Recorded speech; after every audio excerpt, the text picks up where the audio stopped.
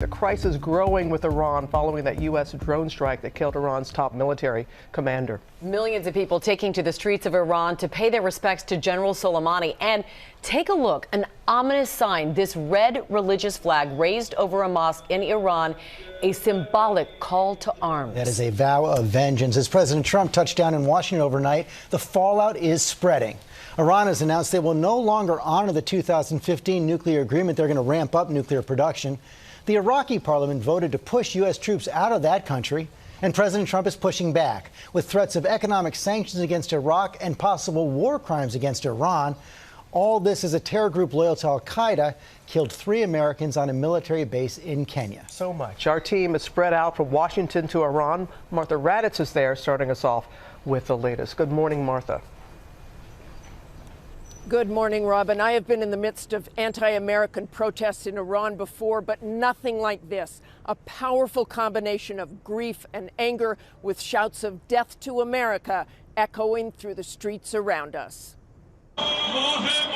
This morning, mourners filling the streets of Iran's capital of Tehran for the funeral of General Soleimani, killed by that U.S. drone strike last week.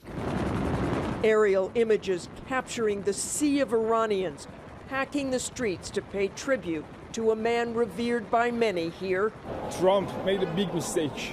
He killed our hero. Soleimani's image everywhere. The impact of his death profound. The crowds are massive and emotional. There are many tears here, many signs with Soleimani's picture on them, but the message is also very clear. These people want revenge. Are we human or not? As we made our way through the streets of Tehran, people surrounding us, shouting death to America. We will have very hard revenge of Mr. Trump. Inside the funeral service, the emotion just as powerful. The supreme leader of Iran weeping and praying over a coffin draped in the Iraqi flag. This is the largest funeral in Iran since the death of the Ayatollah Khomeini in 1989. Today, calls for jihad. Members of the Iranian parliament also chanting death to America.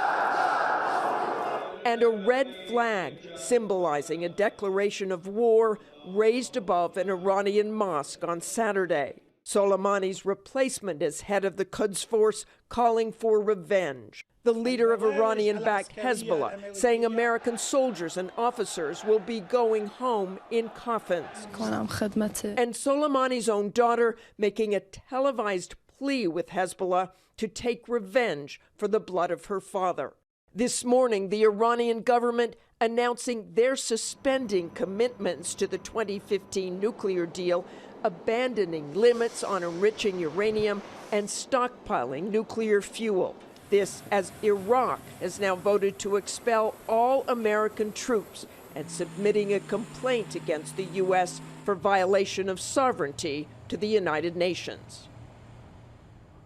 Just 6 months ago when we were here, some people were critical of their leaders because of the effect of American sanctions. But today, for now at least, they are united against America. Robin? And Martha, as you know, we're already sending an additional 4,500 troops to the region. You kind of alluded to it earlier when you started your piece in saying you've never had this sense being there in Iran before like this, what's going on the ground.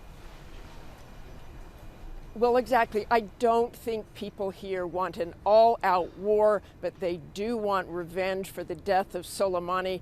But the next move is all up to Iran. Robin? Okay, Martha, thank you. Hi, everyone. George Stephanopoulos here. Thanks for checking out the ABC News YouTube channel. If you'd like to get more videos, show highlights, and watch live event coverage, click on the right over here to subscribe to our channel. And don't forget to download the ABC News app for breaking news alerts. Thanks for watching.